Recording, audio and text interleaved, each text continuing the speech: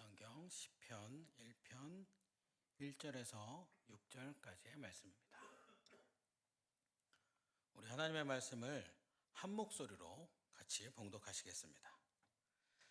복 있는 사람은 악인들의 꾀를 따르지 아니하며 죄인들의 길에 서지 아니하며 오만한 자들의 자리에 앉지 아니하고 오직 여호와의 율법을 즐거워하여 그의 율법을 주야로 묵상하는도다. 그는 시냇가에 심은 나무가 철을 따라 열매를 맺으며 그 잎사귀가 마르지 아니함 같으니 그가 하는 모든 일이 다 형통하리로다. 악인들은 그렇지 아니하며 오직 바람에 나는 겨와 같도다. 그러므로 악인들은 심판을 견디지 못하며 죄인들이 의인들의 모임에 들지 못하리로다. 무릇 의인들의 길은 여호와께서 인정하시나 악인들의 길은 망하리로다. 아멘. 네, 우리 서로 바라보시면서 인사하시겠습니다. 주며 듭시다. 네, 우리 삶 속에 주님이 스며들어서 날마다 하나님께 더 가까워지시기 바랍니다. 네, 우리 수련회 이후로 또 인사하는 게 하나 더 있죠. 네, 성장합시다. 아니요, 바라보시면서 인사하셔야죠. 서로 바라보시면서. 네. 다시 한번 마음을 모아서 성장합시다. 우리 꼭 하나님과 함께 하나님의 말씀으로 하나님 안에서 믿음의 성장, 또 복음의 성장, 하나님 말씀 따라 살아가는 삶의 성장을 이루게 되기를 바랍니다. 자, 지난 주일 숙제를 우리가 받았습니다. 김현철 목사님이 숙제를 내주셨죠. 왜 다들 이렇게 금시초문인 듯이. 숙제는 감사일기를 쓰는 것이었습니다. 잘 하고 계시죠? 네. 목금토 아직 3일 남았습니다. 자, 눈을 돌려서 은혜의 하나님께로 눈을 돌려서 감사의 기도 제목들을 하나하나 잘 채우시기 바랍니다. 아멘 소리가 이렇게 작으면 안 됩니다. 숙제를 열심히 하겠다고 이거 조금만 데려주시겠어요? 네. 숙제를 열심히 하겠다는 마음을 딱 가지고 진짜 이번에는 하나님을 향한 감사의 조건들을 내가 잘 적어보겠다, 이렇게 딱 마음을 정하시고, 자, 다시 한번 크게 아멘 하겠습니다. 자, 우리 아직 3일 남았는데 감사의 제목들을 잘 기록하시기 바랍니다. 네. 오늘 말씀을 통해서 지금까지 이 감사의 조건들을 기록하는 것을 어려움을 겪으신 분들은 적어도 하나 정도는 감사의 내용을 채우실 수 있을 겁니다. 자, 시편 말씀 중에 상당히 많이 읽힌 말씀으로 오늘 이 말씀, 이 시편 1편 말씀을 꼽을 수 있습니다. 복 있는 사람은, 많이들 읽어보셔서 잘 알고 계시죠? 보통 우리가 말씀을 읽을 때 1장은 항상 많이 읽습니다. 그렇죠? 시편이 150편이나 되지만 1편은 많이 읽었을 겁니다. 우리 가장 많이 읽은 건 창세기, 그리고 마태복음, 그리고 각 말씀의 1장들, 가끔 이렇게 잘 읽죠. 자, 복 있는 사람은, 이 말씀의 내용을 그대로, 말씀에 곡을 붙여가지고 찬양도 있습니다. 이 말씀 그대로 곡만 붙였어요. 오늘 이 말씀이 끝나고 나면 함께 찬양하시며 다시 한번 되새기게 될 텐데요. 복 있는 자는 악인의 길 쫓지 않으며 교만한 자의 자리에도 앉지 않고 오직 여호와의 율법을 즐거워하며 그 율법을 주야로 묵상하는 자로다. 아멘. 무반주에 이 정도면 대단하죠. 네. 복 있는 사람은 누구인가? 바로 하나님의 말씀을 즐거워하고 그 하나님의 말씀을 아침 저녁으로 묵상하는 사람이다. 즉 하나님의 말씀을 보고 그 말씀을 따라 살아가는 사람이 복 있는 사람이라고 지금 말씀은 전하고 있습니다. 하나님의 말씀을 보고 하나님 말씀대로 사는 사람이 복 있는 사람이다 라고 했는데, 자, 한번 생각해 보겠습니다. 정말로 이렇게 생각하십니까? 여러분은 교회에서 신앙생활을 잘하는 사람이 가장 부러우십니까? 아니면 돈이 많은 사람이 가장 부러우십니까? 아니면 똑똑한 사람이 가장 부러우십니까? 지위가 높은 사람이 가장 부러우십니까? 답은 정해져 있고 모두가 알고 있지만 선뜻 대답이 나오지 않는 질문입니다. 그런데 분명한 것은 말씀에서 정확하게 말해주고 있는데요.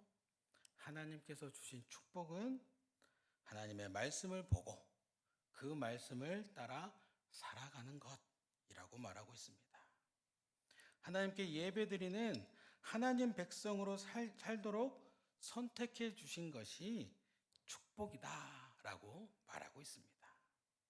자, 그럼 다시 한번 여쭤보겠습니다. 방금 말씀을 기억하고 대답해 주시기 바랍니다.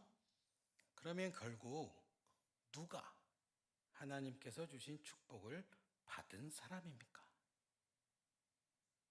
대답을 안 하시죠. 하나님께 축복을 받은 사람은 바로 저와 여러분, 우리 모두입니다. 아멘 소리가. 네. 우리는 하나님 말씀을 보는 사람이잖아요. 또 그 말씀을 따라서 살아가기 위해 발버둥 치고 있는 사람들입니다. 하나님께 예배를 드리는 하나님의 백성입니다. 그러니 우리가 하나님의 축복을 받은 사람들입니다. 네, 아멘이 좀 적지만 그래도 자, 지금 여기까지만 하면 어때요? 좀 숙제에 좀 도움이 되나요? 우리는 이렇게 이미 복을 받은 사람들이니까 근본적으로 감사할 수밖에 없는 자들이에요. 할렐루야! 네, 친절한 제가 숙제를 좀 도와드렸습니다. 자, 우리가 이미 하나님의 축복을 받은 사람들이라는 사실이 마음에 와 닿으시나요?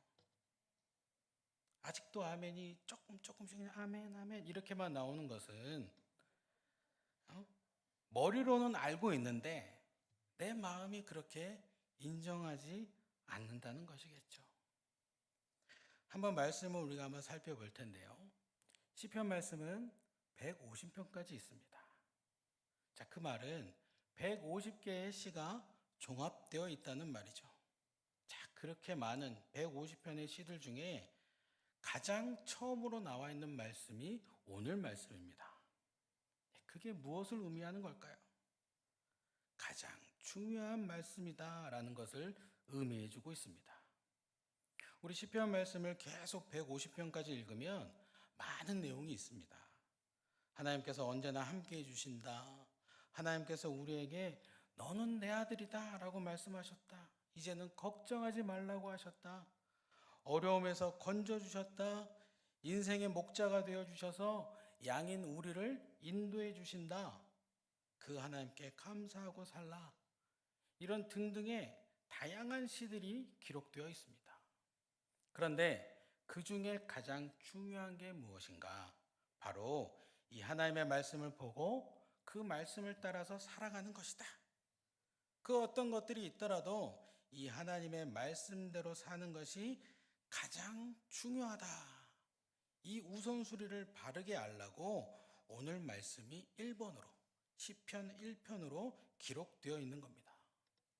자, 1절부터 보면 복 있는 사람은 하고 시작을 하죠. 이제부터 참 축복을 알려주겠다.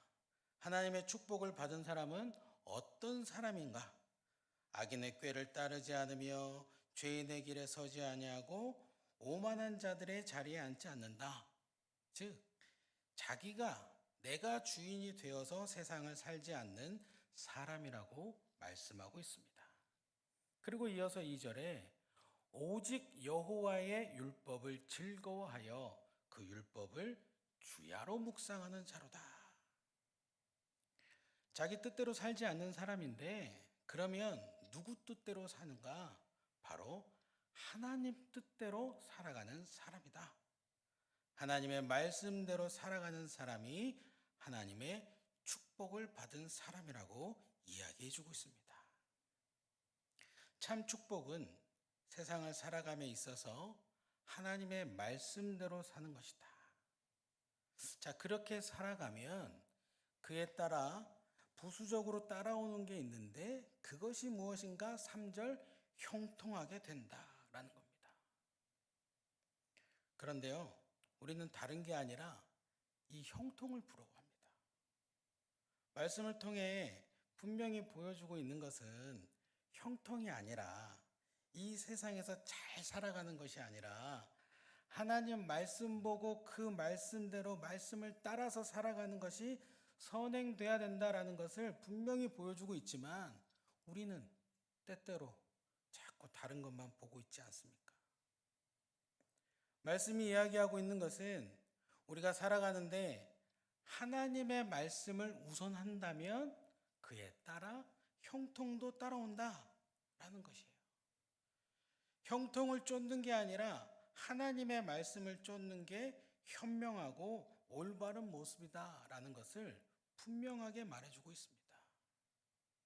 그런데 우리는 잘 되는 거, 평안한 거, 부자 되는 것을 보고 그 모습을 부러워합니다. 그래서 누가 부러우신가요? 누가 가장 부러우신가요? 이 질문에 답이 바로 나오지 않은 것이죠. 또 그러면 누가 복을 받은 사람입니까? 라는 질문에 내가 복 받았습니다. 이 대답이 선뜻 나오지 않은 겁니다. 한번 편하게 생각해 볼게요. 잘 되는 거 좋죠. 사람들 만나기도 좋고 어디서도 부끄럽지 않습니다. 왠지 내가 좀 잘 돼야 모임에 나가는 것도 부담스럽지 않습니다. 어느 교회든지 고질적인 문제가 있습니다. 그것은 일정 나이가 되었는데 어느 정도의 벌이가 없으면 자꾸 교회에 나오지 않으려고 한다는 겁니다. 혹시 나오더라도 혹여 누가 나에게 말이라도 붙일까 봐 피해 다니다가 금방 사라집니다. 물론 모두가 정답을 알기 때문에 나는 하나님 우선하고 삽니다 라고 말할 거예요. 그러나 내가 잘 나가지 않아서 내가 어느 정도 벌이가 없어서 자꾸 예배를 피하는 사람은 그 사람의 예배하는 모습은 하나님을 우선하는 것이 아니라 내가 우선된 겁니다. 내 기분이, 내 느낌이 하나님보다 우선된 것입니다. 실제로 무엇보다 하나님이 우선이라면 저 사람이 나를 어떻게 생각할까? 이 생각보다는 하나님을 만나고 하나님과 함께하는 게 우선인 사람이라면 절대로 예배를 안 나오지 않을 겁니다. 자꾸 안 나올 핑계를 만들지 않을 거예요. 예배는 하나님을 만나는 것이기 때문에 삶의 가장 우선인 하나님을 만나기 위한 이 예배에 빠지지 않을 겁니다. 자, 잘 된다, 안 된다, 이것은 상대적인 것이죠. 지금 내가 굉장히 잘나 보일지라도 이건 더 잘난 사람 나타나면 끝입니다. 그저 상대적인 평가일 뿐이라는 것이죠. 그러나 우리 하나님의 말씀은 절대적입니다. 절대적으로 좋은 것이 바로 우리 하나님의 말씀입니다. 그러니 잘 되는 것보다 중요한 것은 바로 하나님입니다. 하나님의 말씀입니다. 아멘이 크게 나올 때까지 계속 얘기해야 할까요? 우리 이 사실을 절대 잊지 마시기 바랍니다. 자, 또 편한 것도 좋죠. 자, 편함. 그런데 영원한 평안이 있던가요? 우리가 가장 편할 때는 언제입니까? 일반적으로 집에서는 잠잘 때 저는 제가 잘 때보다 저기 앉아있는 애들이 잘 때가 좀 더 편합니다. 일반적으로 우리는 방학이나 휴가를 생각할 거예요. 방학 편하죠. 휴가 즐겁죠. 그런데 이 방학과 휴가는 항상 기한이 있습니다. 정해진 날짜가 지나면 끝나는 평안입니다. 그런데 감사하게도 기한이 없는 평안이 하나 있습니다. 그것이 무엇인가? 바로 우리 하나님께서 주시는 평안입니다. 바로 하나님께서 우리에게 주시는 평안입니다. 네, 이것은 우리가 추구하는 편함과는 조금 달라요. 우리는 편하다고 하면 어렵지 않은 상황, 많이 신경 쓰지 않아도 되는 상황을 생각합니다. 그런데 하나님께서 주시는 평안은 내 몸이 안락한 것보다는 마음이 힘들지 않은 거예요. 스트레스가 없는 것이죠. 상황은 그대로일 수 있습니다. 혹은 더 어려울 수도 있고 복잡할 수도 있습니다. 힘을 많이 써야 할 수도 있습니다. 그런데 그럼에도 불구하고 평안한 것. 그럼에도 불구하고 기쁘고 감사함이 넘치는 것. 이미 이 말씀에 다 기록되어 있는 영원한 평안. 그것이 우리 하나님께서 주시는 평안입니다. 순간의 편함과 영원한 평안. 무엇을 선택하시겠습니까? 바라기는 우리 하나님께서 주시는 영원한 평안을 받으시기 바랍니다. 셋째로 부자 되는 거 있죠. 부자 좋죠. 자, 그런데 이 돈이 우리 삶의 목적이 될 수는 없습니다. 돈은 그저 수단일 뿐입니다. 우리가 삶을 영위하는데 조금 더 잘 지낼 수 있도록 도와주는 수단일 뿐입니다. 그런데 이 돈이 목적이 되는 사람들이 너무 많습니다. 이제는 장래의 희망이 다 부자잖아요. 예전에는 뭐 박사, 대통령, 그런 좀 내가 무언가를 하고 세상을 바꾸는 그런 것들이 꿈이었다면 지금은 다 건물주잖아요. 삶을 살아가는 것보다 조금 더 풍족한 것이 목적이 되어버렸습니다.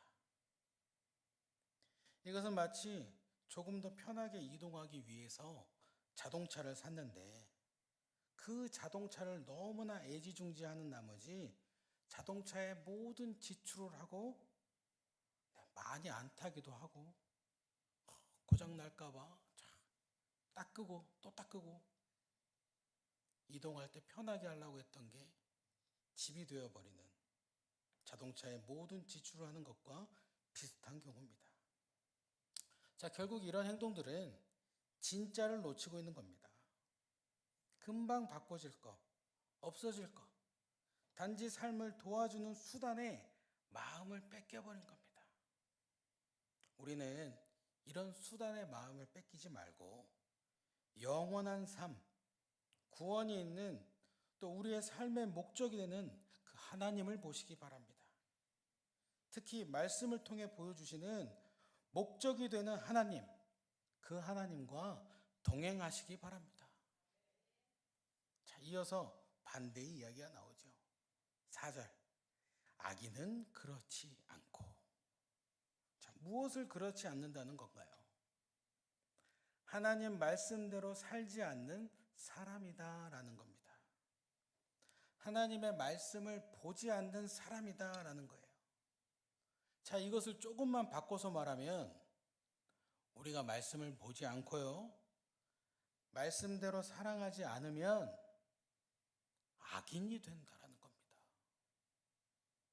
분명히 우리는 하나님의 백성으로 부름받았는데 하나님께서 태초부터 콕 찍어가지고 너는 내 아들이다, 너는 내 딸이다, 나의 자녀다, 내 백성이다 이렇게 선택받았는데 우리가 말씀을 따르지 않고 하나님의 말씀을 보지 않고 살아가면 악인이 된다라는 거예요. 하나님께 복받은 사람이 되시겠습니까?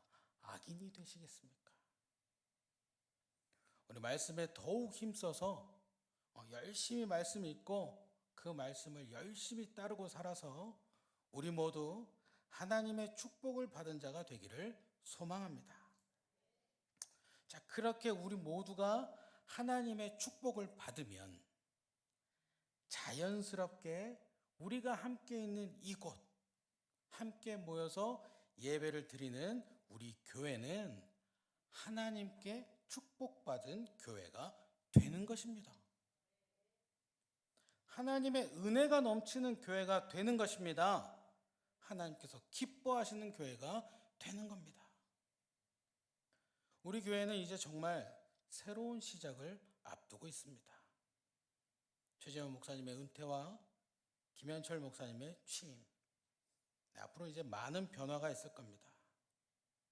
무엇을 하든지 더 발전적인 모습이 되기 위해 지금 온 교회가 함께 기도하고 있습니다.